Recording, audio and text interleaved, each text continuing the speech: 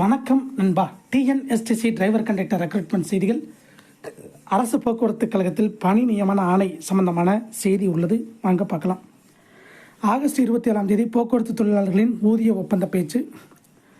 அரசு போக்குவரத்து கழகங்களின் வரவுக்கும் செலவுக்குமான வித்தியாச தொகையை பட்ஜெட்டில் ஒதுக்க வேண்டும், போக்குவரத்து கழக ஓய்வூதியர்களுக்கு அகவிலைப்படியை உயர்த்த வேண்டும் என்பன உள்ளிட்ட பல்வேறு கோரிக்கைகளை வலியுறுத்தி தொழிற்சங்கத்தினர் ஜனவரி 9, 10 வேலை நிறுத்தத்தில் ஈடுபட்டனர். இதைத் தொடர்ந்து உயர்நீதிமன்ற அறிவுறுத்தலின்படி வேலை நிறுத்தம் கைவிடப்பட்டது. இதையடுத்து 7 கட்ட பேச்சுவார்த்தை நடைபெற்ற நிலையில் 8ஆம் கட்ட பேச்சுவார்த்தை சென்னை தேனாம்பேட்டையில் உள்ள தொழிலாளர் நலத்துறை அலுவலகத்தில் தனி இணை ஆணையர் எல் ரமேஷ் முன்னிலையில் நடைபெற்றது.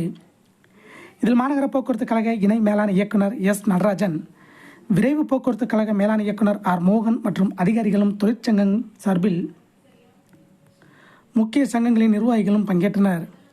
கூட்டத்தில் தொழிற்சங்கங்கள் தரப்பில் பல்வேறு கேள்விகள் எழுப்பப்பட்டன.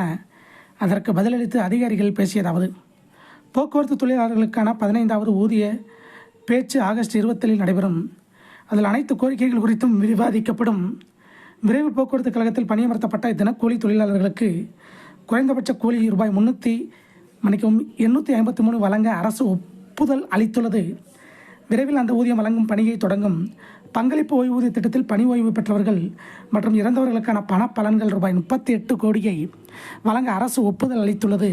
2022 முதல் தற்போது வரை ஓய்வு பெற்றவர்களுக்கான ஓய்வுகால பண பலன்களை வழங்கவும் நிதித்துறை அனுமதி அளித்துள்ளது. மலைப்பிரதேசங்களில் பெண்களுக்கான கட்டணமில்லா பேருந்துகளில் புறநகர் பணிபுரியும் நடத்துனர்களுக்கு பேட்டா பிரச்சினைக்கு அரசுடன் கலந்து பேசி அறிவிப்பு வெளியிடப்படும். பெண் நடத்துனர் வாரிசு பணிக்கான உயரம் 150 சென்டிமீட்டர் என குறைக்க நடவடிக்கை எடுக்கப்பட்டுள்ளது என்றனர். இதே போன்ற அரசு போக்குவரத்து கழக வேலைவாய்ப்பு செய்திகளை தெரிந்து கொள்ளாமல் சேனல் சப்ஸ்கிரைப் பண்ணுங்கள், ஷேர் பண்ணுங்கள், லைக் பண்ணுங்கள். நன்றி, வணக்கம்.